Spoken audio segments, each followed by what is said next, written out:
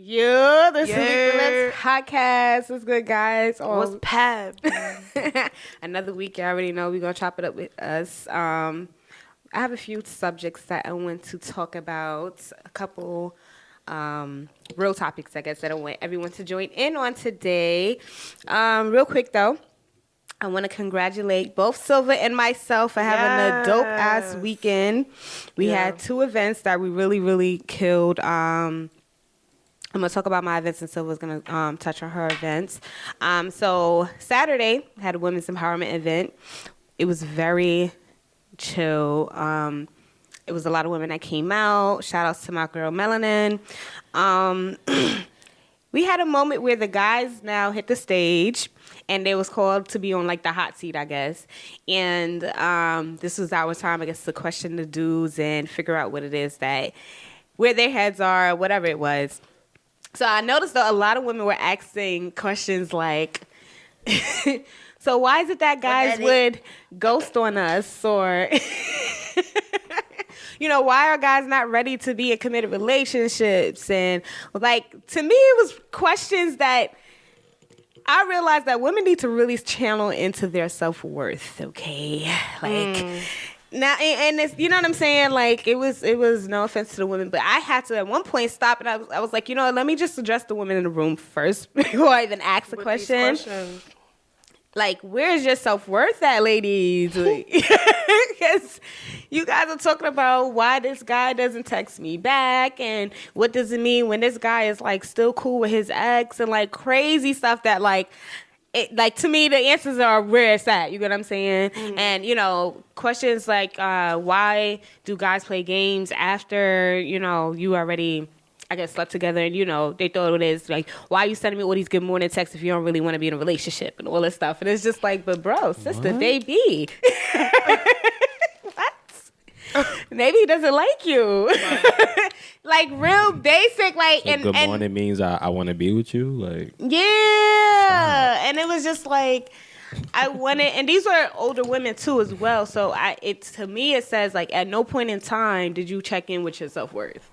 Because I feel like as women, we've all kind of been there. Like myself, I've been there when I was younger, though. You get what I'm saying? And I feel like certain things you mature from, like, you notice, okay, like, this type of dude that be playing games, and that good morning shit means nothing. Mm-hmm. You know what I'm saying? Like, all this stuff. So it was just kind of weird to me. And, yeah, at one point I had to stop and be like, girl, but all right, y'all, listen, you are not the choice. Like, stop making yourself a choice. If he's not... Stop forcing the situation. Yeah, stop forcing it. These dudes, if who and who's not checking for you, then that's just what it is. Like, if you realize you text, oh boy, he ain't text you back, okay. Be busy enough with yourself to where you don't feel pressed. We really like a dude. If you really like a dude, I get, you might feel like, damn, or my efforts are going to waste. But it's his laws. Fuck that. Like, it's his laws.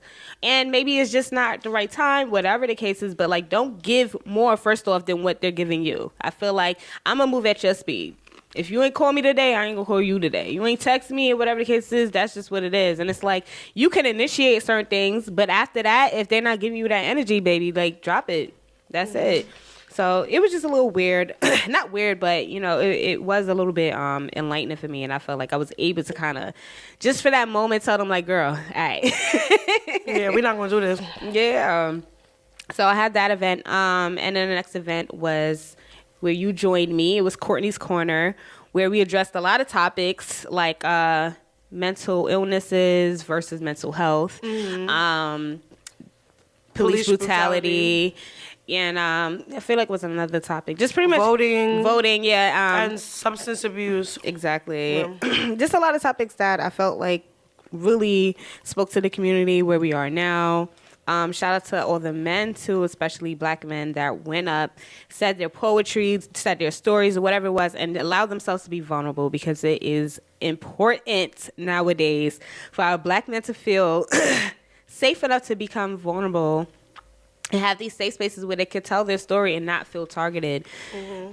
You know what I'm saying? Like, it's so many black men, and I kept saying it because it's so true. Like, it's so many black men that feel like they can't express themselves without the world being against them. Yeah, with some type of backlash, or, they hold in so much a lot of these men don't even know how to express themselves at all. And I think we need to start creating more of a safe space for men to not feel like they have to be pressured to be men. You know what I'm saying? I mean, I actually want to ask you, Rico, do you feel like in today's society you're pressured in some ways to be like this idea of what a man is, where like you can't express yourself a certain type of way? You know what I'm saying? Not in 2019, no. I don't Okay. feel that way. Growing up, absolutely. I grew up in the hood of Brooklyn, East New York, and Brownsville. It was primarily where I spent my youth. And it was a lot of, you know what I'm saying, man up, don't cry, you know what I'm saying, like expressing my emotions was like I don't know, like it didn't matter. Taboo. It's not even like no matter what it is that I was going through, instead of like unpacking it, it was like, Right. you a man, so like deal with it. Right. You know what I'm saying? And I feel like that's changing now though. Yeah, You know what I'm saying? Like it hasn't been it wasn't until recently where I feel like that's not the case anymore. I feel like as a society we're being more we're getting better at that kind of thing. But like I said, growing up, and like I said, in the mid to late 90s, early 2000s, absolutely. Like I definitely felt that quote unquote pressure to like be a whatever a man is. But you know, like I said, I'm glad that that's not the case no more for me personally. Anyway, like I can't speak for all men, but Yeah. I don't feel that pressure anymore. Yeah. You know what I'm saying, and I'm not gonna put that pressure on my sons if I ever have them. So Right. you know, I think it's healthier. I think it's healthier to allow men to just be able to express themselves. I think there's so much traumas, especially within the black community, that a lot of it falls on black men, that you guys need a space to be able to talk. Like, they really need therapists in our communities to like really be able to sit down with a lot of us and allow us to unpack, unload, like you said, without feeling like any type of backlash. So Lola just said, yes, you're not a man if you show your feelings, and it starts from women raising so many men alone. So wait, I halfway agree with that. okay. I halfway agree with that because I can't speak from a single parent household because I came from a 2-parent household, but I like it's fathers too. Yeah. It's fathers too. It's not just like it is the case for the single parent mothers, the single mothers, because like a lot of the times the sons, they become the man in the house at a young age, so they don't get a chance to be a child and grow Got up. you. And so Right, like okay. that's, but I feel like those are. It kind of is in line, but it's kind of a separate conversation because, like I said, like as a man, like I grew up with my pops in the house.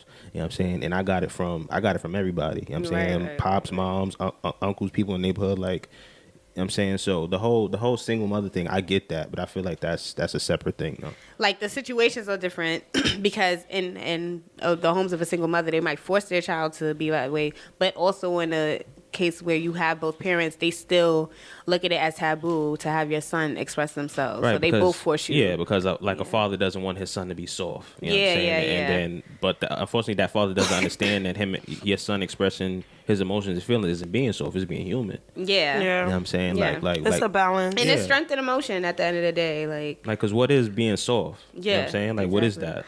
You know exactly. what I'm saying? I think the biggest problem is that they grow like young men grow up and they don't know how to release those emotions properly now. Like he There's doesn't nobody have to a teach proper him. outlet. Yeah. Mm-hmm. So that's when they turn to doing all this other extra dumb shit, Mm-hmm. as opposed to having somebody be like, all right, talk to me today. How was your day? How were you feeling? Mm-hmm. Did anybody pick on you today? Like, Yeah, a lot of us ain't have that growing up, whether no matter who's in the household. You know what I'm saying? Single mom, single dad, or both parents. Like I said, I had both parents. I didn't have that growing up. You know what I'm saying? Let's come home and get your work done. And you know what I'm saying? Like nobody asked me how my day was. and go to Right, sleep. You know what I'm saying? exactly. Eat, do your homework, exactly. go to sleep. Yeah. And like Rashawn just said, actually, he said that you were raised that anger is the only acceptable emotion, and that's terrible. It's true. It's And true. fighting is a way to release. Yeah, like I grew Fighting, up watching my yelling, parents.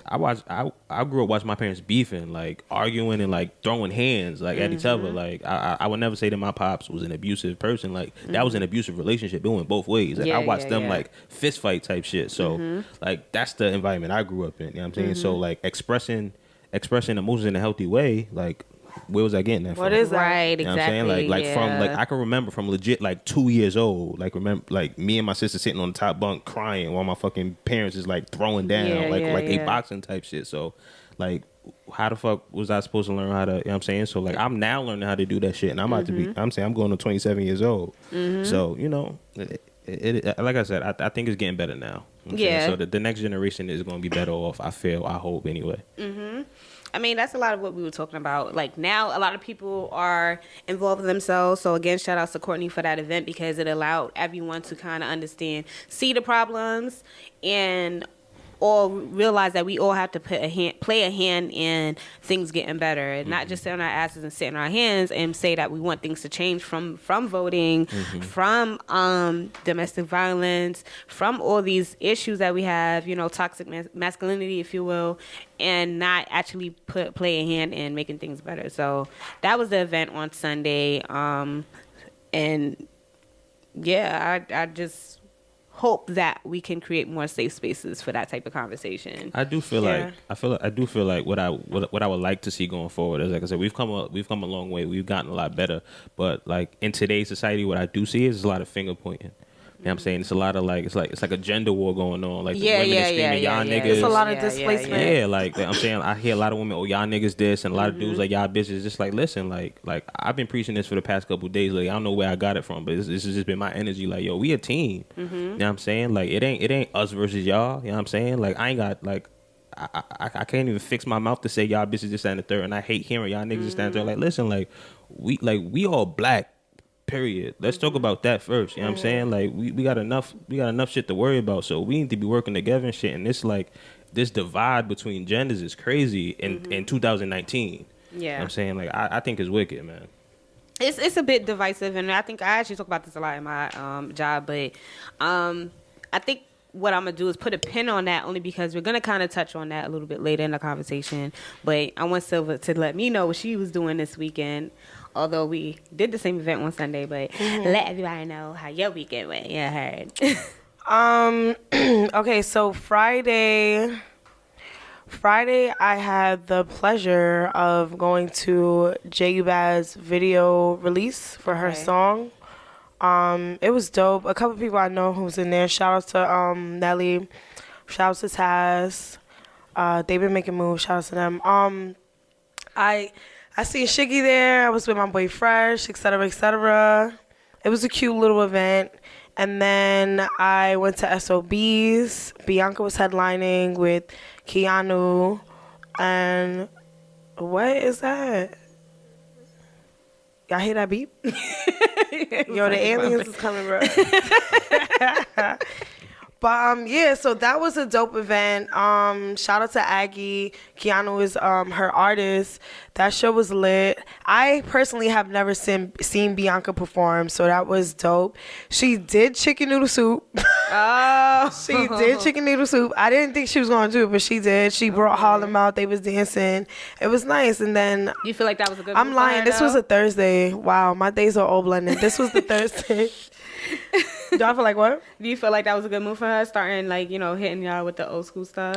I mean, certain artists have to do that though. As much as they may not want to, they have to do that because that's a reference point for people. That's where we know you from. Yeah. So if you just pop out and this new generation of people are, you know, these younger kids, they don't know chicken noodle soup. Like they may know the song because sometimes, you know, they play it or whatever, but they don't know who sung it. They don't know who Young B is, and they don't know that she goes by, you know, Bianca now. Or I would kind of be let down if I went to one of her shows and she didn't sing that. I'd be Yeah, like, damn, like that's your shit. Like because a lot of people was trying to figure out what she was gonna perform. I mean, she does have projects out. I think one of her I'm not even gonna say the name of her projects because I don't want to mess it up. But I think one of them was called Plus 10, and that was dope. Okay. And so that was a Thursday. I'm lying. My days really didn't mesh together. I'm trying to remember what I did on Friday. I don't even remember. But Saturday I had a women's expo that I went to. Shout out to Empress Lipstick and Fashion. I'm the brand ambassador for all these the women's events too, because we both had a women's event that Saturday. So shout out to all the. So I appreciate it because it's Women's Month, and I feel like, you know, February was Black History Month, but we didn't necessarily have that many Black history events or things centered towards Black history and Black culture. So to see, Women's History Month and just women appreciation and women empowerment all together, that was dope. Shout out to Natalie for that event. She has some dope performers. There was a lot of dope tables, but like I said, I was there representing Empress Lipstick and Fashion. Our lipstick drop is named after me. It's called Silver. Okay. And then we have another. Silver color? Yeah. No. See, this is why I gotta tell people my name is Silver, but it's no relation to the color. Like, it's really Silver, the name. It's the name of like leaders, warriors, gladiators, etc. But the color is purple and it's fire. It comes in a cream tube lipstick, and it also comes in a matte. So that was really dope. And then after that, I went to Mojo's party. Shout out to Mojo Disco. Yeah, he had his annual party at Crystal House. It was lit. It was dope. I got super, super smacked. Like, but shout out to my boy Jin. His set, bro. His set was disrespectful. His set was really disrespectful. Like, it was so lit. And shout out to Mojo Jojo. It's a DJ that's a woman. Her set was fire too. The theme was 20s and they bodied it. Like, I don't even have words for how good it feels to just be in an environment where everything is just on point. The vibes of the people on point. Everyone's friendly. Nobody's beeping. Every person was represented at this party as well, and that's a big thing to kind of note. Hey, Dime. Yeah, so Mojo's party was lit, and then Sunday is when I connected with Slim, and we did Courtney's Corner representing the ladies. We were the only two women on the panel, which I think was meant to be, because we kind of like, that's kind of the whole purpose of Lethal Lipz podcast, to be the voice of women and to give you our perspective of things. And I feel like we held it down. Unfortunately, I couldn't stay for the whole thing, but even I had the other half. even though like when we hit intermission, people did come up to us and they asked us questions and they wanted to like get in tune with how they can be a better them, because the saying of the night was change start with us. So the fact that people were trying to make the steps towards making that change, I felt like was very powerful and very important. That was dope. That was very touching for me. Especially when that young lady came walking up to us, I was like, oh there was one person in particular I kind of really connected with, because she was in prostitution, and she was kind of telling us how she's in the UN kind of advocating against legalizing sex work. And that's a whole other topic. Yeah, we're gonna have to, because that topic was touchy, and I would love to have her on here to talk about that, because it's so many different sides to that. And as a survivor, as she said, like, it's only one perspective in a way when you know what I'm saying. Like, I don't know, I've never been in that position, so I can't oppose or say. So I would love to have her on here and give us her ideas on it, because she's coming from a place that most of us can't relate to. Actually being in it, right? And it's like, the questions that immediately come to mind was, why did you feel like that was your only option, or what got you into that situation? But that was cool. And like we said earlier, we talked about mental health versus mental illness, and I thought that was very important, because oh my god, people on my live.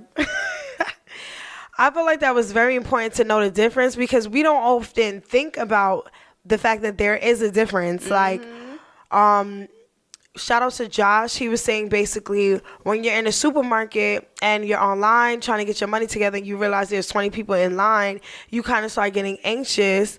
As opposed to having anxiety would be once you leave that store and you're just walking your dog, or regular routine thing that you always do, and all of a sudden you're having that same anxiety and stuff like that. So I thought that was dope, because it kind of makes you think about your own situations, like, am I anxious, or do I suffer from anxiety? Because I have friends, and including myself, like, there are times where I struggle to even leave the house, or leave the bed, or even want to not necessarily wake up on the tip like, oh, I don't want to be alive anymore, but just trying to give myself the courage and like the strength. It's like you almost rather miss the day by avoiding having a bad day.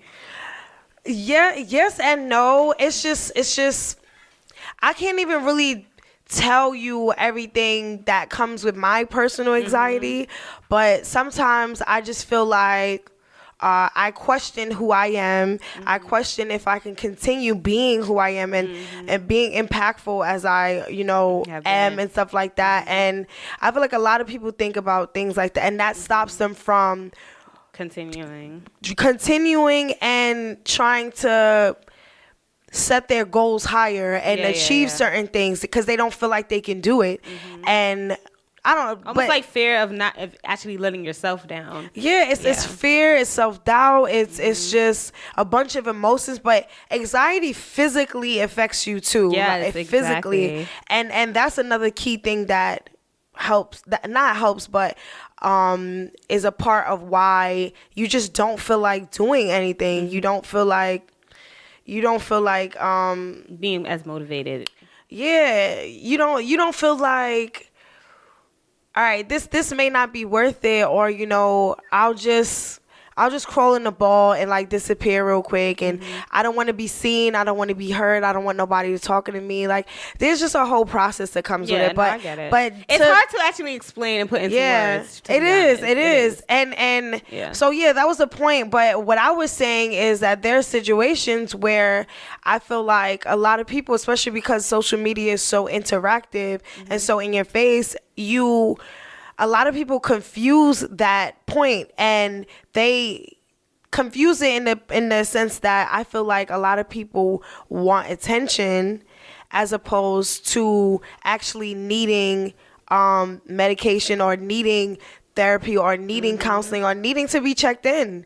Some people just need human interaction, but then you kind of engulf yourself with everything social media and tweeting and, oh, I have to post a snap, or I have to comment on these things on Instagram. I can't post this because it's not Instagram worthy and things like that. Like, those are so superficial.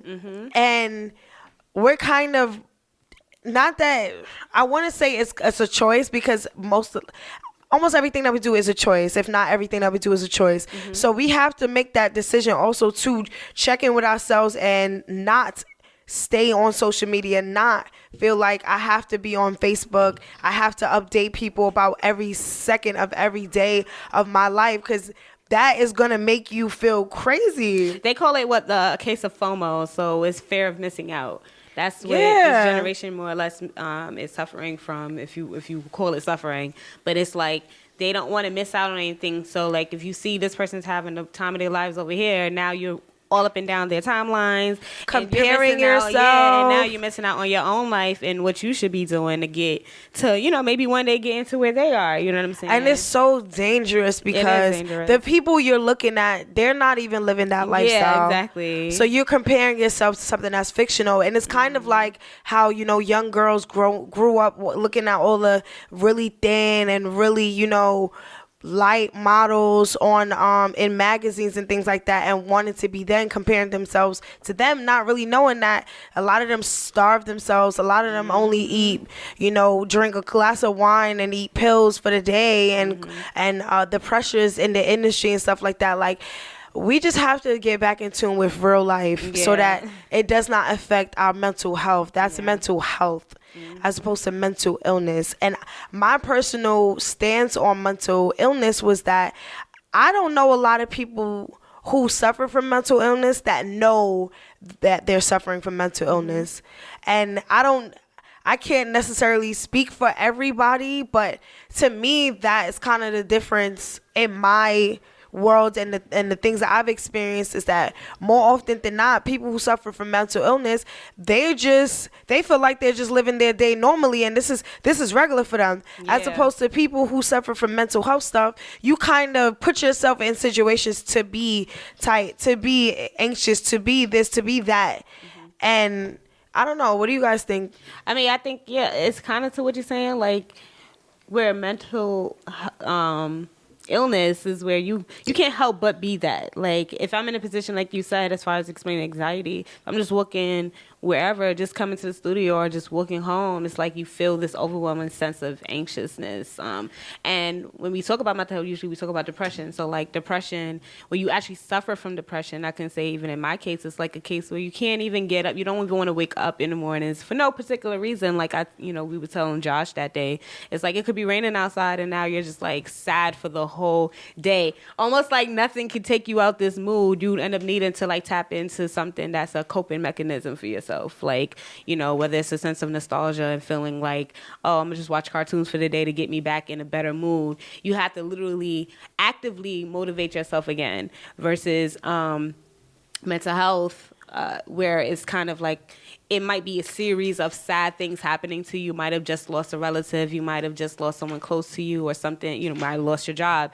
A reason for you actually feeling the way you feeling in that time, in that place and time. But again, like if I'm suffering from depression or anything like that, it's just something that is. And so when people tell people like, well, it's just a state of mind, yes and no. Well, just no.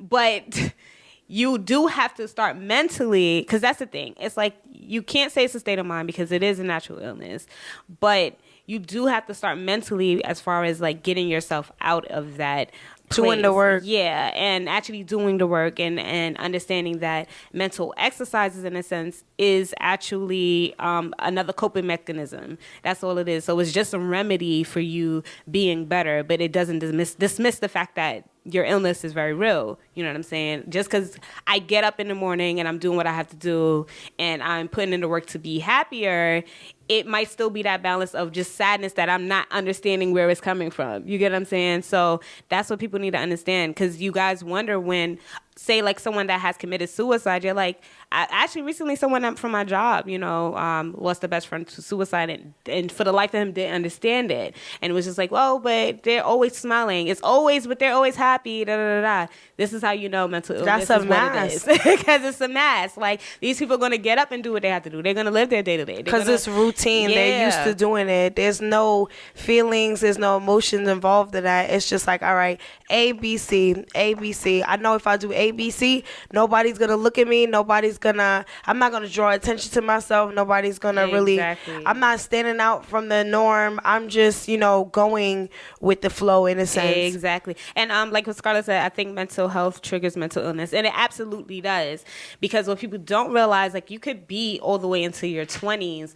I think your illnesses start to develop somewhere between, I want to say, like 13 and into your 20s. So like it could be something traumatic that would have happened that now triggers your mental illness. You get what I'm saying? But again, this is where it goes back to our topic earlier as far as like people dismissing it.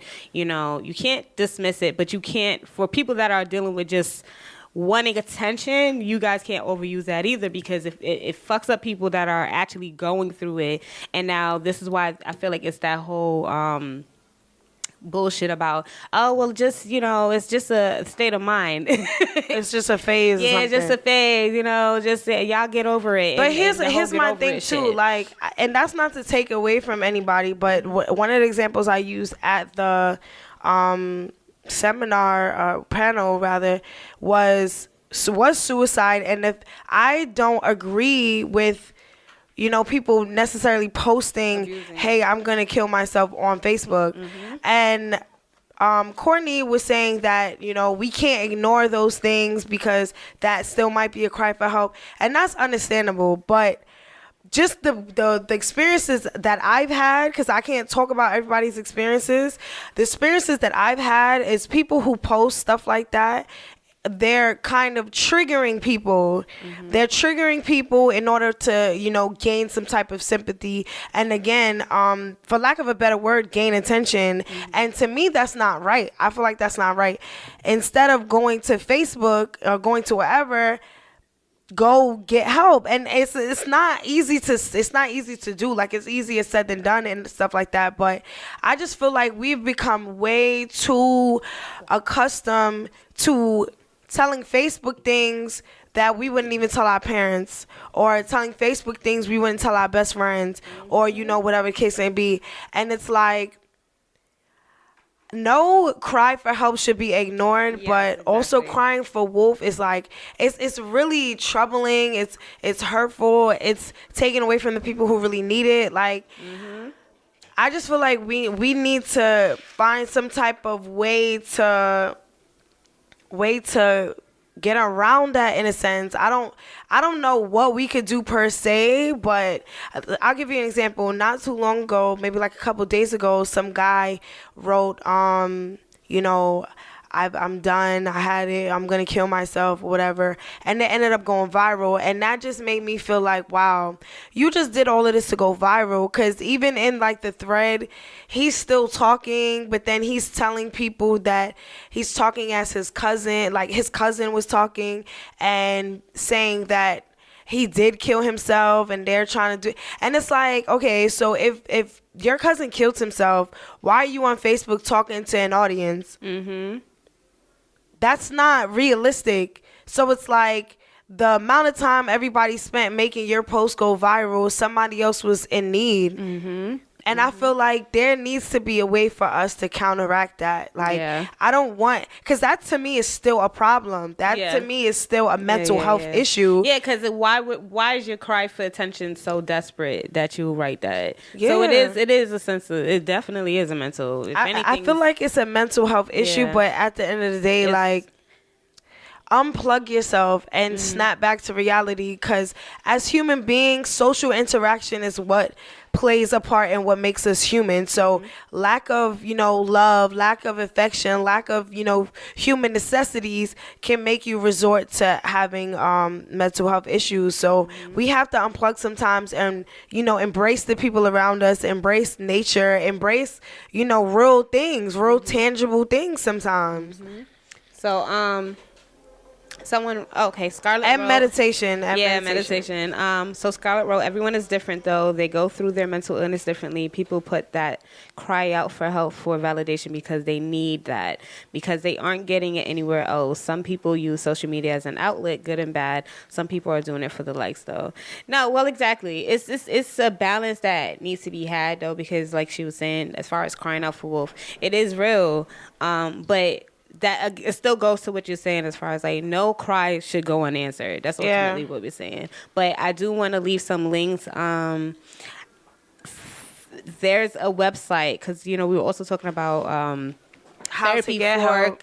how to get help. I don't want to leave this like unanswered. So there is a website called Therapy for Black Girls, where it's a directory for different therapists that actually kind of professionalize in helping us brown girls, us black girls. I think you guys can, I would suggest that men use it too. I mean, who they say that? I'm sure they don't only specialize in women, you get what I'm saying?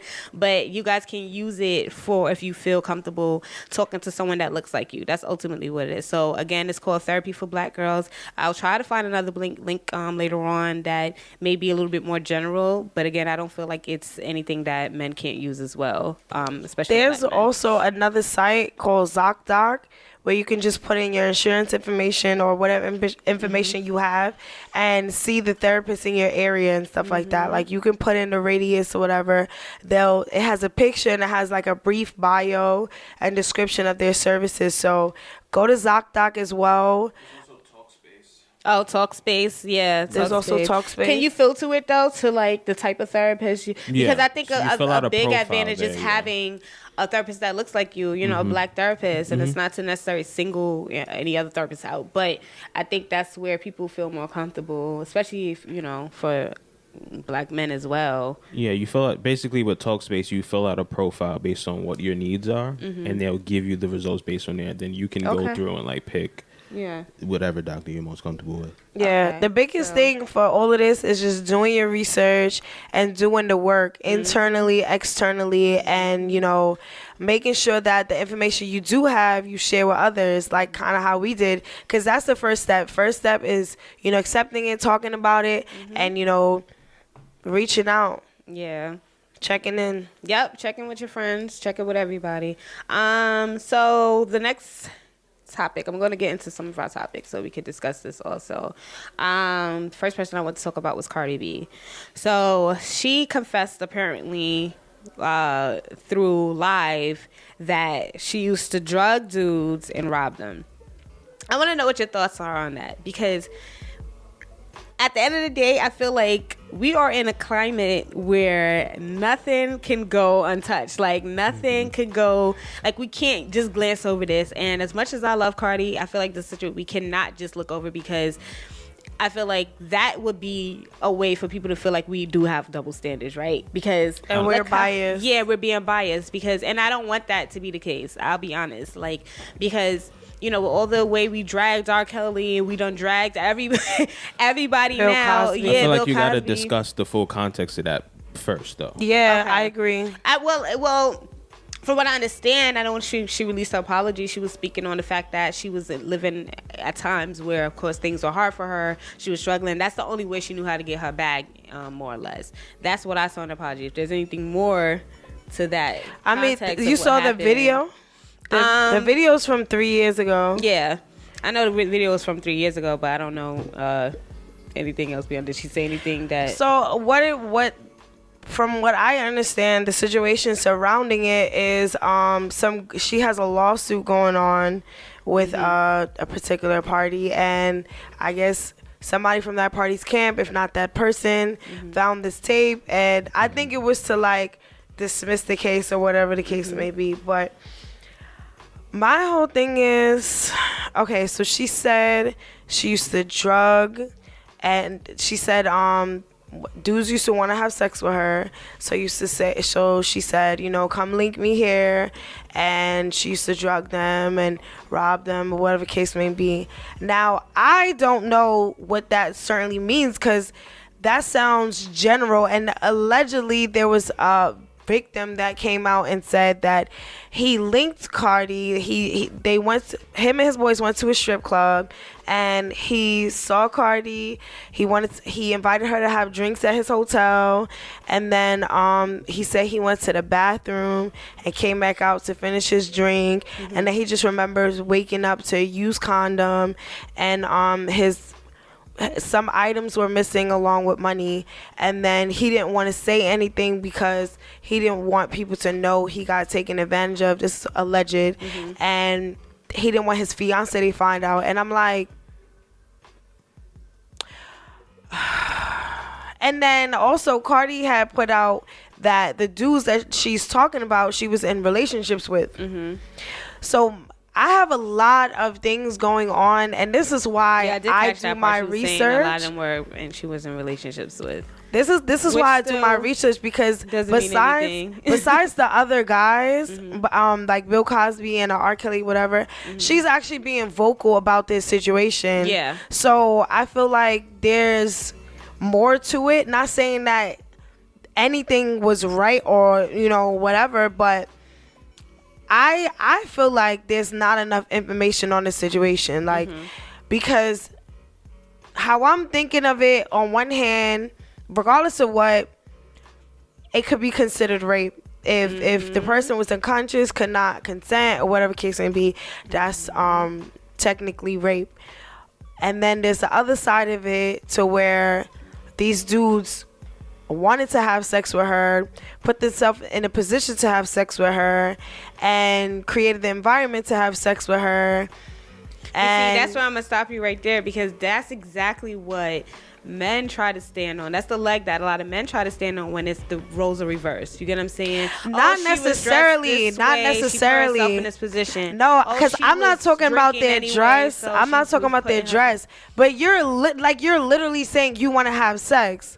So I'm not saying that she did or did not take advantage of her, but I'm saying it's not the same. That's not the same thing. But I want to That's be not like, I don't, you know, because we weren't there, but I do want to be very careful with what I say, only because it happens to us so often and in so many different forms. It looks so in so many different ways that I don't want to say, well, that's not what it is. You get what I'm saying? And I get that, but what I'm saying is the circumstances are not the same for which people are painting it and making it seem like it's the same exact thing as R. Kelly, because that's what they're saying. No, I'm not comparing to R. Kelly. And the same exact thing as Bill Cosby. And to me, I don't necessarily think it's the same thing. Again, I'm not saying she did not take advantage of these dudes, But You're not comparing them to the other. yeah, I'm not. Yeah. I don't think that that's to compare. I really don't. Especially if if she's in front of the situation, she's talking about it. I feel like this is a conversation where we need to hear the whole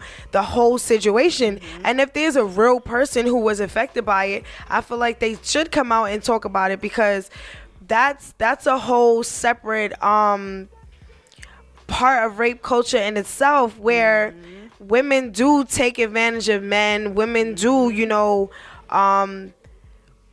throw themselves on men, or, men feel pressure to have sex with women, or whatever the case may be. But I'm more focused on the alleged drugged and robbed. That's really where I'm focused at. To me, if that did happen, everything before that is just it doesn't even matter. You get what I'm saying? Like, and that's why I'm more focused on that. Like, because if the truth comes out to be that she did drug them to not only quote unquote rape them, but to actually rob them, there was still intent in what she did. And that's why it's hard for me to try to. Well, that's why I'm trying to be very careful, because I don't want to dismiss whatever may have happened simply because that was the headlining for the situation. Yeah, so and all I'm we saying, definitely got to do more research. All I'm saying is I don't feel like the situations are the same to be compared. That's what I'm saying. I'm not trying to take away from any of the alleged context that came out, but I don't feel like it's the same exact situation. But and then just like I don't feel like Michael Jackson is the same exact situation. I really do not.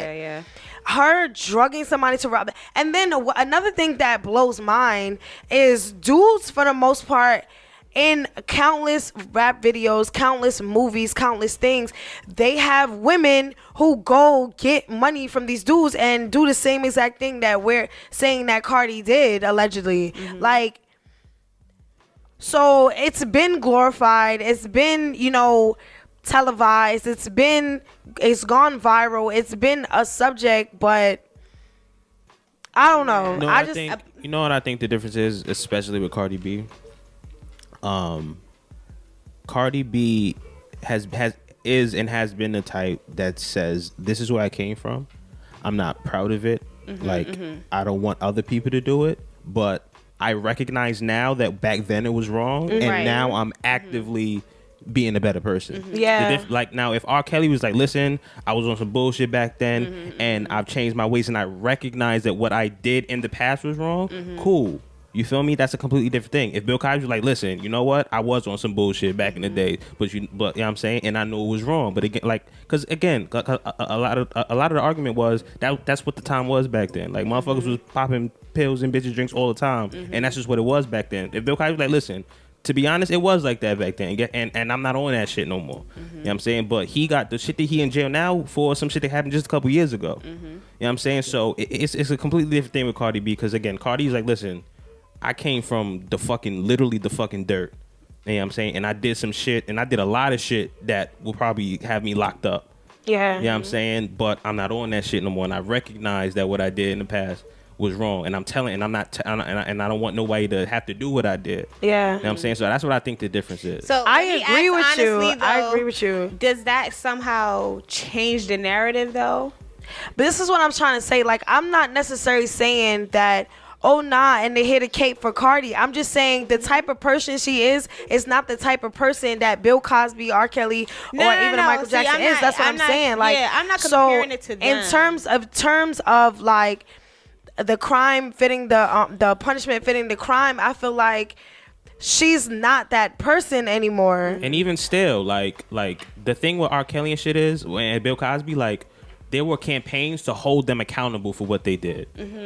I'm saying, because they weren't doing it. Like, Cardi B is already holding herself accountable. Right. You know what I'm saying? That's the difference for me. You know what I'm saying? Like, so you could drag Cardi if you want. You know what I'm saying? But it would be different if, like, she was acting like it never happened. You know what I'm saying? Right. She's already I'm not for dragging her, because like you said, she got ahead of the situation and she apologized. What I'm focused on now more so, like, is how do we get a resolve? Because like I'm saying again, what I don't want to happen is a dismissiveness and a double standard, because a lot of things we're saying now is a lot of things that men rally behind when it happens to us. So yeah, but men don't hold themselves accountable though. No, true. They don't. But I want to make sure we ride a very safe line, if you get what I'm saying, because I wouldn't want there to be another situation now that we're looking at, another woman getting, molested, raped, say to another superstar, if you will, and we're kind of now, well, she put herself in that position, or at least he apologized, or whatever the case is. I think that men using their power to their power as a celebrity to do these things to these women is completely different from a person who is now a celebrity speaking about what they did before they was famous. Yeah. You know what I'm saying? I think that's a big difference. And again, a lot of these niggas, because the difference is if Cardi B was doing this currently, we'd be having a completely different conversation. Yeah. You know what I'm saying? That's true. And again, a lot of these dudes, are doing it once they have the power to do it, once they get the riches and the fame, and they use that to kind of control these women and get what they want from these women. And then 2, they don't hold themselves accountable. So that's my thing. You know what I'm saying? It's what are you doing, and where's the accountability coming from? Because if the accountability is coming from the courts and the system, and us, you know what I'm saying? Then that's completely wrong. Because that's how I feel. What do we see happening to her though? My whole thing is, in terms of sex workers in general, why I would like to have that conversation, because that they have their own separate culture in there, and that's kind of what I'm trying to get us to talk about. They have their own separate culture, and there's a lot of crazy things that go on. I myself, I've been in a male strip club in Miami, and when I tell you, they kept trying everything to have sex with me, bro, to the point where they're literally taking my clothes off, and they're literally on me, and that's normal for them, because everybody who come in there after a couple lap dances want to have sex. And then another thing is too, a situation like Cardi's allegedly is what people will call a get back. Everybody take advantage of me. Dudes want to have sex with me. Dudes do this and do grimy stuff and cut me and and rape me, even though, whatever the case may be. So this is, in a sense, a get back. I'm getting my stuff out this situation the same way you getting your shit out this situation. So, and that's why I'm not saying any right or wrongs. I'm not in that culture, in that world, to speak on the rights or wrongs, but we got to talk about the whole thing. We got to talk about the whole thing. Yeah. I mean, it's I just again, I feel like it's just a touchy subject, because especially now, what I'm saying, as far as the climate being what it is, where we've already pointed so many fingers, we've already called out so many people that are in positions where we're rallying behind the victims. It's I don't want to fall short of that now because it's Cardi B. I don't want to fall short of it now because, well, that's just the culture, or because she's a female, or any other reason. I don't want to fall short of that. But that's why I think the accountability comes in. Yeah. I think all that shit is wrong. That's not nothing that I personally would do. That's not in my moral set. Because what happens now if charges get pressed and, unfortunately, knock on wood or whatever the case is, we see Cardi B now being indicted for a situation. You know what I'm saying? Because again, she publicly spoke about it. She was like, listen, this is what I used to do. You know what I'm saying? And again, Cardi B all the time, I've been following Cardi B's social media career for years.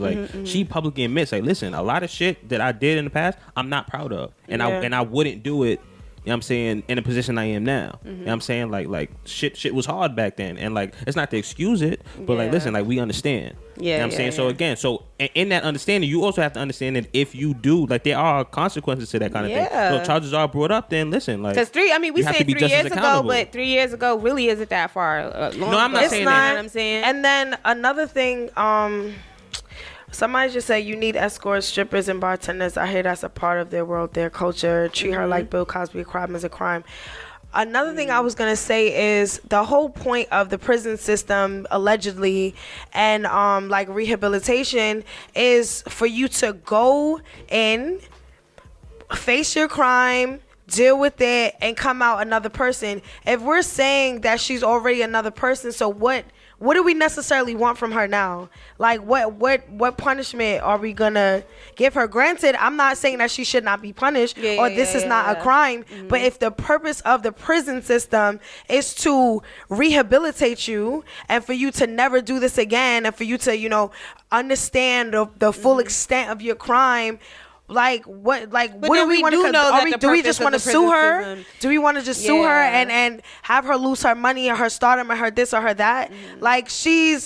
she's not that same person. That's why I'm just like, we need to just have this whole entire conversation, because what do y'all feel like should be the punishment then in this case? That's what I mean. Then there's that question, even though we all know the prison system is built for money. Like, either way, it's not about rehabilitation. They just want the money. So either way, I think money is motive in this situation, but the question does stand. I don't even think it's necessarily money, because we don't have any complaining witnesses asking That's for money my or thing. suing so her. I feel like as outsiders looking in, it's not really on us to decide. Like, You know what I'm saying? So like, if the parties involved want to take legal action, then that's up to them. And if not, then fuck it. Because well, exactly what Rico's saying is, because we could sit here and talk about what should happen to her all day, but what you really need to ask is to the victims. Period. Yeah. Like, whatever's gonna make them feel quote unquote safe, or feel secure with whatever is happening. Because at the end of the day, like, bottom line is, I don't want to dismiss the victims that were involved. Unfortunately, that's just what it is. We love Cardi. I'm not about to drag her, but we have to also be mindful of the victims that suffered through this, whatever trauma. Because again, we sat here and just talked about men not, dealing with all these, expressing themselves, and then yet we close a blind line to whoever is talking about they got. I don't think whatever happened to them. So I don't think we're dismissing them though. I feel like I just want to make sure. I think we're doing our part because we're talking about it. Yeah. But that's what I'm saying. We got to talk about the whole situation. Like, what puts people in this position, and not saying that they asked for it, but what puts people in this position, and how do you have sex work or prostitution, or even the strip club culture, and avoid this situation? Yeah. Like, how do you do that? Yeah. Because in the strip clubs, it's a norm. Taking drugs in a norm. Going in the back room is a norm. Like, people, it's literally, you're there for sex. You're there for either sexual fantasy, for you to be turned on, or whatever case may be. Like, there's no other purpose of a strip club. Yeah, exactly. So if that's the environment you want to be in, now how can we help you, or what's the conversation we need to have now for you to be more aware of your environment, or more aware of how to protect yourself? And all across the board, I tell people is, don't be alone. Like, don't do things by yourself. Like, perfect example. Like, I've and watch your drinks. Like, I know strippers that are currently in the clubs of New York. You know what I'm saying? That after the club closed at say 3-4 in the morning, they hit niggas up that was in the club like, listen, like, it's this amount for me to come through to fuck. Yeah. So now, one, that's illegal, right? Prostitution is not legal in New York City. Yeah. So you're soliciting sex, right? So now what happens if this stripper, now prostitute, goes to this man's house, he drugs and rapes her? Who's going to jail? Exactly. You know what I'm saying? Because one, it is a crime to drug and rape somebody, but it's also a crime to solicit sex. Exactly. You know what I'm saying? So like, all of this shit is illegal. Yeah. You know what I'm that's saying? what I'm trying to say. We have to talk about everything in the context. And allegedly, she was saying that she was in a relationship with these particular parties of interest. She might have just been saying that to protect them. Yeah, but even maybe still, they were I don't soliciting sex. want to say that being in a relationship means for anything. Because it doesn't mean everything. It doesn't mean anything. You can be raped, in a relationship. So you can be violated. You can be beat up, or whatever case may be. But just talking in terms of in the terms of what Rika was saying about like, because I feel like we're kind of describing like a one-time deal, like a one-time whatever. And according to her story, allegedly she was in a relationship with these people. So it's like, okay, so how long and what was the context? Like, were you trying to get back at him? Like I was saying early, like, is this a situation where you were in the relationship and you feel like he was taking money from you, or whatever the situation may be? Like, what are all of the facts? Or are you just saying that you were in a relationship with them just to say that? And then, like I said, the first person allegedly who came out and told his alleged story was saying that he had a whole fiance and he was trying to link Cardi for drinks, obviously. Right, that's the thing. After, like, it's very possible that in the industry that she was working in, the sex industry, like it's very possible that she just said that to protect these niggas. You know what I'm saying? Because like, listen, like at the end of the day, understand y'all was paying for pussy. Mm-hmm. So is it a victimless crime then? Like, listen, if I'm trying to do if I'm doing something legal and you do something legal and I come out on the better end of it, like it's just like you gonna have to take your loss. Yeah. You know what I'm saying? I mean, I haven't heard anything let's from talk the about how you victim was paying saying for this anything. pussy. Because this is how cases get dismissed. You feel what I'm saying? Right. It has to be something without a shadow of a doubt. There can't be no doubts here. And that's just why I'm But just the victims talking didn't how I'm come talking. out and say anything though. That's what I'm saying. But it's like, that's why all of this social media courts, you know what I'm saying? Like, what do y'all want out of this? The conversation, absolutely. I feel like there needs to be awareness. But then if we start talking about the fact that she allegedly drugged and raped somebody, we have to talk about everything in that context. Right. Like, if I pay a stripper to come to my crib to fuck after the club and she drug and raped me, am I gonna go to the cops? Because what I'm gonna tell him? What I'm gonna tell him? and it's not it's unfortunate. drugging somebody Yeah. and you know, putting something in their body without their knowledge, that's illegal. But and not to say but it's like, was this a situation where, because I don't know, the way the person described the story sounded kind of weird. Like, it just sounded kind of weird, and definitely sound like a lifestyle movie, a Lifetime movie.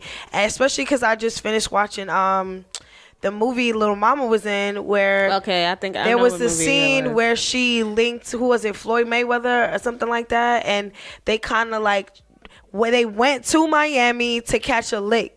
They were peeping who had the money. They were scouting whatever, but then he was with the shit, so they both went.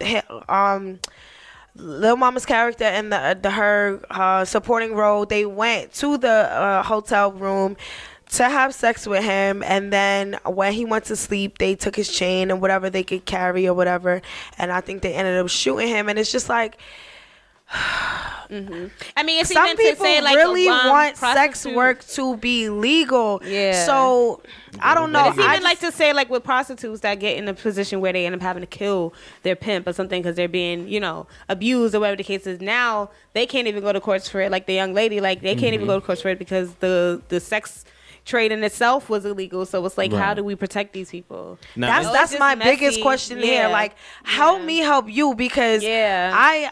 if you leave your fiance or your kids at home or whatever case may be seeking something, you might just fuck around and find it. And that's not me saying that anybody deserves any of that. Nobody deserves any of that. But like, what's wrong in this situation and what's right in this situation? Like, at what point do we let something rock? Like, what are we letting rock? Yeah, exactly. Yeah, Because exactly.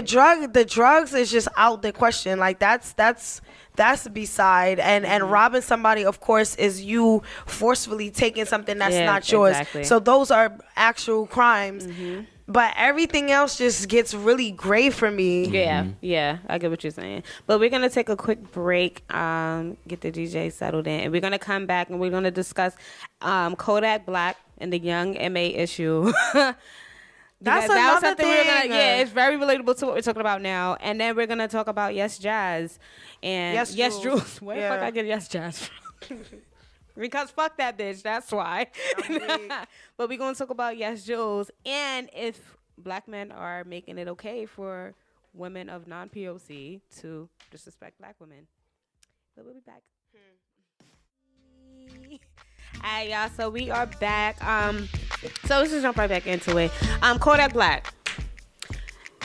This fool just spoke again. Like, I'm. How we even listening anymore? Yo, he spoke. That's ignorant just as it. fuck. That's my issue. He just spoke again. Nah, but he caught himself talking about younger men, flirting with her. Followed everyone apparently from his Instagram but her. He's following only her, harassing her, honestly. And then had the nerve to say something along the lines of, if he was like, I don't understand how you don't want penetration if you got a vagina. You got a vagina, don't you? Whatever. Why would you not want to be? Yeah, he's definitely canceled for sure. But we now was talking about the fact that what he said is very rape-like. It's very much rape dialogue, and a lot of guys are opposing to what we were saying. So I don't really understand. Dan. So how it started was it was underneath the picture of Young M.A. and Nicki, and he was like, oh y'all both can get it type shit or whatever. And then everybody was just like, they were talking about it on her when she went live and trying to get her to address it, and she was just like, yo, y'all weird, like why weird, right. am I putting energy into this thing? I think he had a bar for her too. He put her in a song, and he just kept going, and she was just trying to ignore him because not for nothing, it's probably not even something that she's never heard before. Because people forget Young M.A. didn't always look the way she looked now. Everybody was so shocked when that YouTube clip of her freestyling on the bridge came back up. It's like she's always been pretty, like that's her thing. She's always been pretty.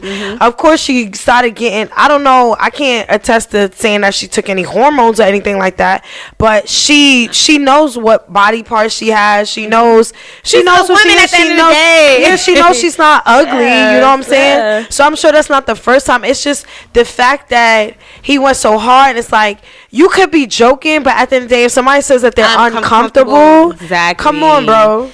That's where I was coming from, because when we expressed that what he said was very rape-like, it was along the lines of what the rape culture is right now. Again, like, a lot of guys are opposed to saying that and just kind of saying like, well, it's not really that, he's just ignorant. And I feel like, no, what he's saying is rape-like, because like you said, she already said that she was uncomfortable, period. At that point, once a woman makes herself clear as being uncomfortable, you should stop. So for you to now feel entitled into saying, well, you have a vagina, why wouldn't you want it to be penetrated? A lot of argument was, well, he's just saying that because she's a lesbian, he doesn't understand, why wouldn't you want penis as a lesbian or whatever it is. Why do you feel entitled to know, to tell me what I shouldn't want in my vagina? Like, this is what I'm not understanding. And the fact that a lot of men seem to feel entitled into telling women what they should do with their vaginas is exactly why a lot of women are being raped now. Because my whole thing, and why I felt like that was a lot and why it was kind of rapey, is because one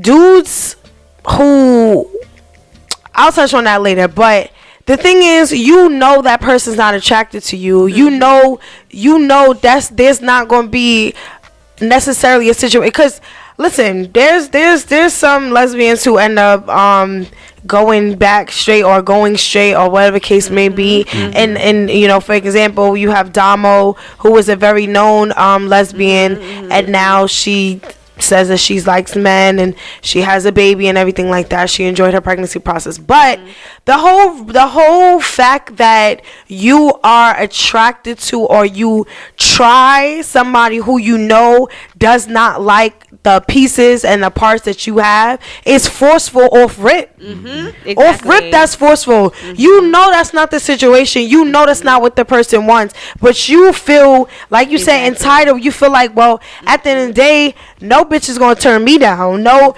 girl is gonna tell me no. You own a vagina, I own a penis. We should her saying that she's a lesbian is y'all feeling like, well, she's just telling me no, and that's just a no for now. Exactly. I can make it a yes. It's like, no, it's a permanent no. And I have because I have a lot of friends who identify themselves as dyke, or are more masculine and more manly than other women or whatever, who are lesbians and stuff. And I've personally witnessed dudes really be on them, like, and in my personal experience and my personal perspective of seeing it is a lot of times dudes that have been to jail. Because they used to, in my personal opinion, talk about it. This is strictly my personal opinion. You are used to being inside, and the way that AGs kind of present themselves, they present themselves kind of like, the fishy dudes that be in jail. Not all the way fish, because we know what fish is, but they got their pants sagging, but not all of them have small butts. Sometimes they do have big butts. Sometimes they have small breasts. Sometimes they have brick breasts. And they look attractive, but not older way a woman, so I feel like dudes who are used to being in jail, they're not used to seeing women anymore. They're used to seeing men who look like women. So it's like, this is something that you might have been partaking in, or maybe you didn't partake in it, but that's something that you've been around. So that's kind of what your mind is on right now. This is not a fact. This is not facts. Yeah. This is not facts. This is just me kind of like trying to make it make sense in my head. Especially because I know in the situations with my homegirls, it's been a lot of dudes that are fresh out of jail, or the case may be, they'll walk clear past quote unquote society's equivalent of a bad bitch and go to a femme and go to an AG and be all about it, and it's like, okay, so now are we calling this a preference? Is this a preference now? I mean, I spoke to one of my homeboys at work, and his thing was, well, you have a vagina at the end of the day. So I said, if your homeboy, my vagina don't have nothing to do with y'all though. Right, I said, if your homeboy came home with a woman that looks more like a dude, that's her thing. She looks like an AG, whatever the case is. So you won't, say anything about it. He was like, no, because at the end of the day, I know that's a woman. She still holds a vagina. Now, in some ways, okay, that's commendable, because you don't. You're not the person to identify what femininity is and what it means to that individual. But I feel like in some ways, though, as well, it's kind of like, now, if you're talking about, she's saying and identifying herself as a lesbian, though, she's made it very clear already that she doesn't want penis. So like you said, to forcefully still indicate that, well, you should want penis, is crossing the boundaries, period. And it's not to be laughed at. I feel like everyone was taking it lightly and making jokes out of it, to where we saw ridiculous responses, like that dude that ended up making, I would fuck her too. I'll fuck her till her pussy bleeding, all of the shit. Excuse me? Like, the shit was just disgusting. But then at the same time, this is the same society we live in, where it's like, oh, you transgender? Okay, so you would deal with a lesbian just off the simple fact that you feel like, okay, well, she has a vagina. Okay, transgender people post-op, they have man-made vaginas. They have vaginas. And at the end of the day, post-op, pre-op, or whatever, they still have a hole. They still have a hole. Because, what's her face from Love and Hip Hop was saying that she's had sex with men and they didn't even know she was transgender. Oh, yeah, I forgot her name. I know who you're talking about, though.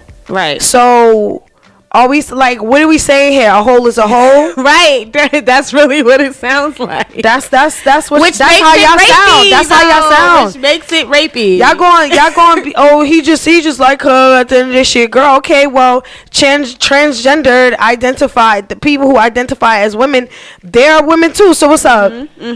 What's the real big difference? Like, what are y'all really saying here? Exactly. I think it's very important to it's a lot to unpack. There's a lot to unpack.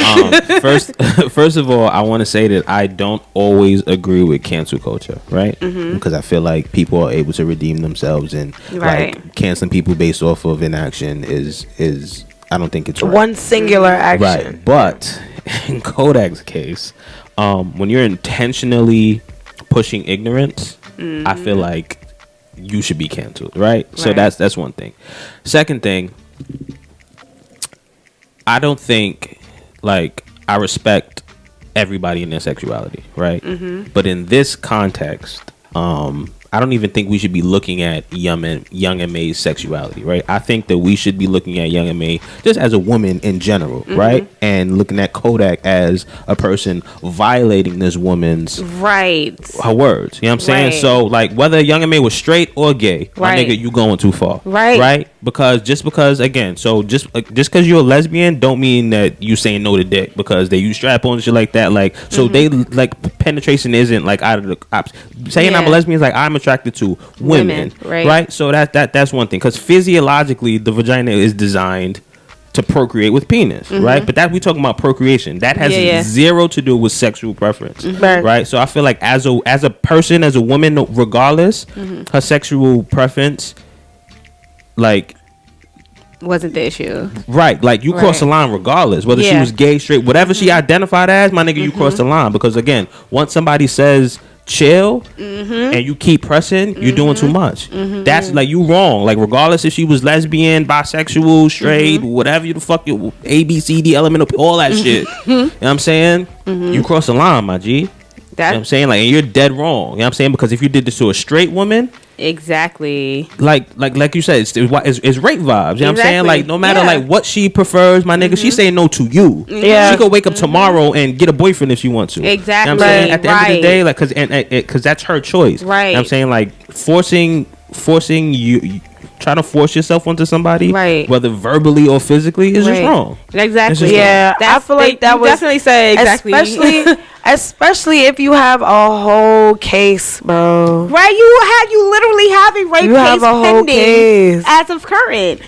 Like, and that's why I said when people are defending, like, or not defending, but trying to say that make light of the situation. Yeah, they don't feel like what he said. He's just ignorant. No, he's past ignorance already. He's literally pending a rape case right now.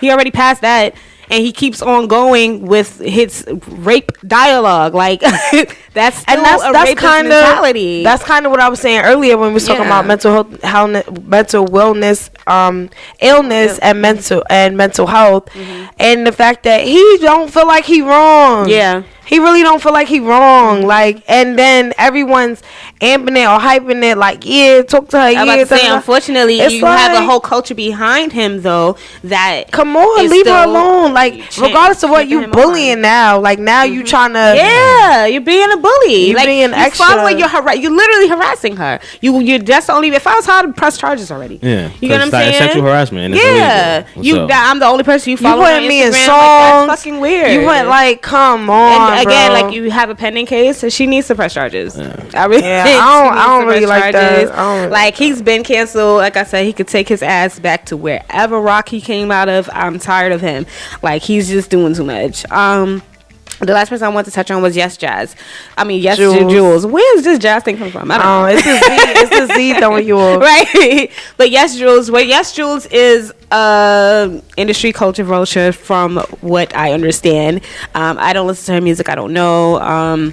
But she had a freestyle that pretty much said, and I'll read it in a second. Within the freestyle, though, she pretty much said that black women hate on me because they think my butt is fake, but I'm a white girl with a fat ass too, or something like that, she said. So pretty much throwing shots at black women. Then after a long list of shit she's done, she's also in the past had a shirt that said nigga, is you lying, and she posted it on Instagram.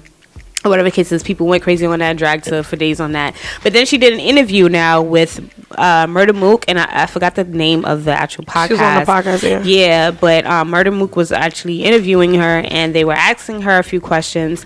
And it seemed like they were encouraging a lot of her antics. You know, they got into asking her specifics about her ethnicity, and in which she mentioned that she was Italian and Puerto Rican. And no, I don't even think she said she was Cuban Puerto Rican or Venezuelan. Something like that. I think she said. I think the only Hispanic or whatever she mentioned was Italian, and I think he was saying, well, like, that's like being Puerto Rican or something like that. No, I think it was either Puerto Rican, Brazilian, or Cuban. One of those. It was one of those. Because I know he was saying, when she said whatever it was her ethnicity was, he was saying, like, well, you know, yeah, y'all like black, y'all that's like being Puerto Rican or whatever it was. And pretty much making an excuse for her using terms like nigga and saying things like, well, I got a fat ass anyway, or whatever it was. So that's why my question became, because what I've noticed personally with a lot of these situations where we get the culture vultures like Kim Kardashian and, you know, the list can go on, Kylie Jenner, it's usually black men kind of rallying behind them and telling them that, like, yeah, it's okay, you can use nigga, like, you one of us, like, yeah, you got a fat ass, you down, like, you know, the whole fucking you could go to the barbecue shit, like, but it don't take them much. It just takes them having a fat ass and seeming down enough, and then all of a sudden now they're cool, they're down.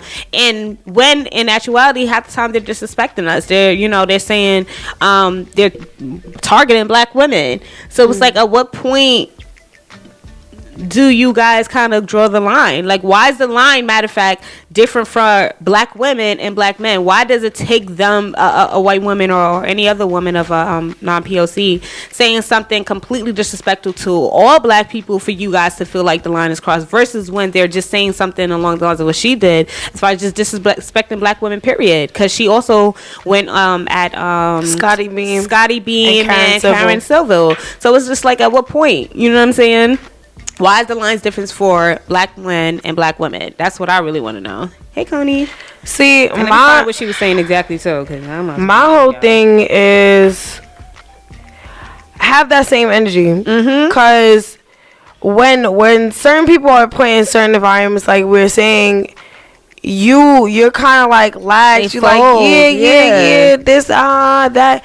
And then when somebody says, oh, nah, I feel away, it's like, wait, no. Now you got to put on your white voice, and now you got to be all of this and that. And it's like, bro, if you really about it, keep that same energy, keep that same, don't be apologetic. Like, if you really felt like if you ain't do nothing wrong, like, so why are you so apologetic? And you don't sound nothing like that same person that had all that strength in her throat to say the things. Exactly. Now you have a different type of energy when you apologizing about it. So, and she was saying that her rap wasn't talking about black people per se. It was talking about them meaning white people, and that like she wants to like bridge the gap or something like that. Well, I will give you the lyric that jumped out, and then I'll also read you guys the thread of the other past things she said.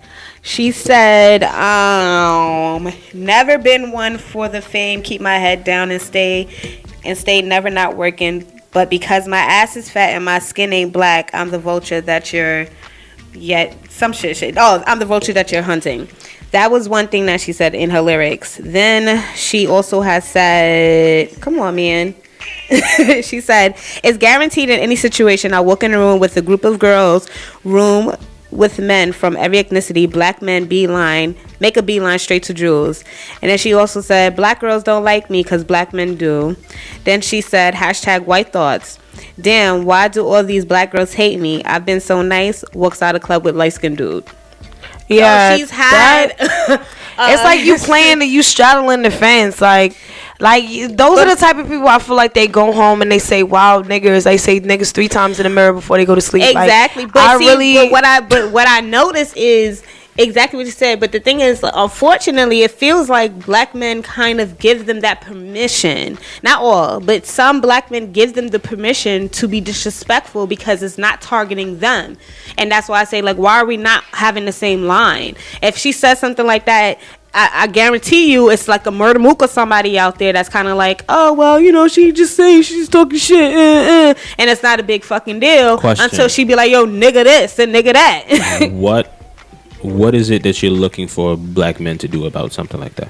Well, like in the case of where Murder Mook was interviewing her, instead of checking her and saying like, yo, you're just all across the board wrong, you're saying they're entertaining it like, well, you kind of black anyway, so you cool, you down. Okay. And saying things like, oh, well, you know, he just wasn't even putting a foot down at all. He was I don't like when the whole situation looked like, because this happened too in the video with, I think it was Chris Rock. And it was Jerry Seinfeld and some other people. And it's like, don't embarrass us. You know what I'm saying? Like, don't sit there and either stay quiet or not defend us because you feel like you don't want to look like you're stepping on toes.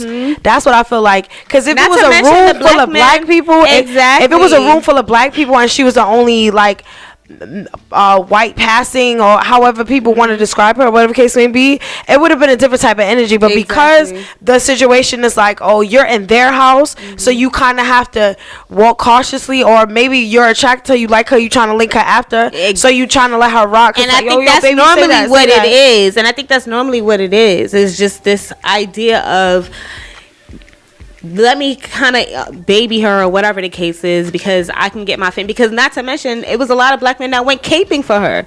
Travis Scott, you know what I'm saying, had her on the stage. Apparently, she said to protect her from being jumped by.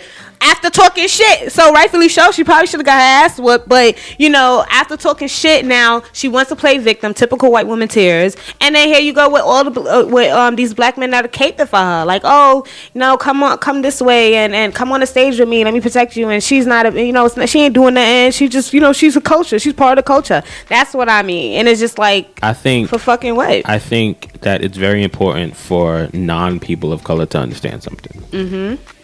If you are given that kind of privilege or permission to do and say certain things from a certain group of people, you need to understand that is only acceptable with that group of people. And you have to understand that because you are not a person of color, once you're outside of that group of people, you are just a white girl. Yeah. Or you're just a white boy. Like I got a homie, his name is Will. He grew up in Bed-Stuy. All his friends are black. Some of his black friends have given him the pass to say the word. Granted, he doesn't use it. Every time he's like, nah, I'm good. Yeah. You know what I'm saying? But I feel like he understands that if you were to say it, that keep it in there. Within that group. Like, that's like somebody that's like a motherfucker letting you walk in their house with shoes on. You know what I'm saying? Understand that's only cool in that person's house and that doesn't apply to everybody's house. You know what I'm saying? Like, I feel like people fish too because they try to set up the situation for people to look crazy too. And that might have also been the situation of why Mook was so into it. Like, oh nah. Like the same way they used to have a song and dance for black people, whatever. That's kind of their song and dance. Like, go ahead, say the word, nigga. Say it. Oh, look at how. Like, bro, like, yeah, son, it's not funny. Like, you should not. You shouldn't give people to pass in the sense to make them look dumb and embarrass themselves. Right. Yeah. Or wholeheartedly you don't really feel like that. Yeah. You just saying that for what? Like, not only that, it was people that were genuinely affected. Like I said, mainly black women. You know what I'm saying? Especially to her now targeting a Karen Civil and a Scotty Beam. Like that shit is whack. And what I ultimately want is for black men and women to truly just have the same boundaries. Like I said, I feel like the boundaries are pushed when there's a woman that's not POC doing things that are considered culture vulture or whatever the case is, and disrespecting more or less black women. I think we're usually the target. So I want both men and women to start to have the same boundaries. If you see it, a Hispanic woman or a white woman, saying things that is disrespectful to your black women, you should check them. Stop giving them a platform to be disrespectful. And not giving them a platform. Not for nothing. At the panel that we were at on Sunday, Courtney's Corner, a white woman or whatever, she spoke and she was just like, how can I help? Like, how can I use my privilege to help the cause? And I flat out told her, I said, at the end of the day, you don't have to look like us. Yeah, girl, they died too. They meant to. It was looking for you at the end of the day. It was like it was like, oh shit. I'm like, no, I'm dead ass serious. Yep. You helping does not mean you have to put on afro hair and bronzer and tan clothing and you know what I'm saying? Like, you don't have to do that in order for everything you doesn't have to be show us and homegirl. Yeah, you don't have to do that for us to feel like you're an ally. That's not what it is. You need to be yourself and be comfortable within yourself, because that's essentially what we want. We want to be able to be ourselves and be comfortable in ourselves, our skin, our culture, our clothes, and everything. And I was watching this kind of like a short clip video where they were asking white people questions. White people were asking white people questions, and the questions were really things that we really need to ask these people. Like, why do you feel like you need to take everybody's culture? Like, why don't you have your own culture? And then that plays into what we're talking about here, because someone like Veronica Vega, who does not identify herself as a white woman, she identifies herself as a black woman, and she's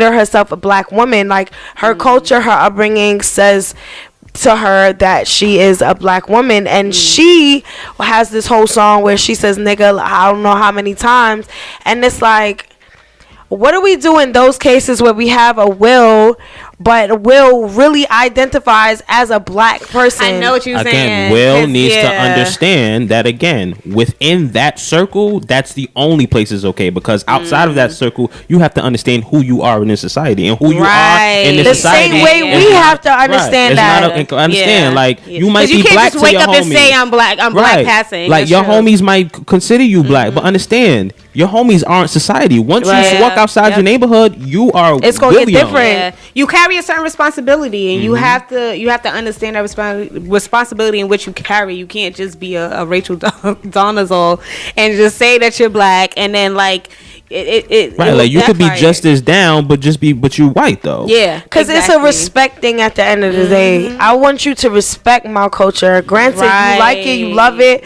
you grew up in 100%. It. This is something that you want to surround yourself with all the time. Right, do all of that as a white person. Yeah, that's the point. Do all of that as a white person and respect what we got going on here. Because I know for a fact we can't come in your house and be ourselves. Exactly. Okay. And the black culture is the most inviting culture there is. Yeah. And that's another thing that I told her. So you could be as down as you want, but understand you still white though. I'm saying, like, you could rock with us, you could have fun with us, but 100%. You are not us. It's 100%. And I just want black people to all be on the same page too. Again, like, let's just have all the same boundaries, because they can't continue to think you're passing here, but then like they get in another sentence, like you said, and then like Chinese food, that don't make me fucking Chinese, right?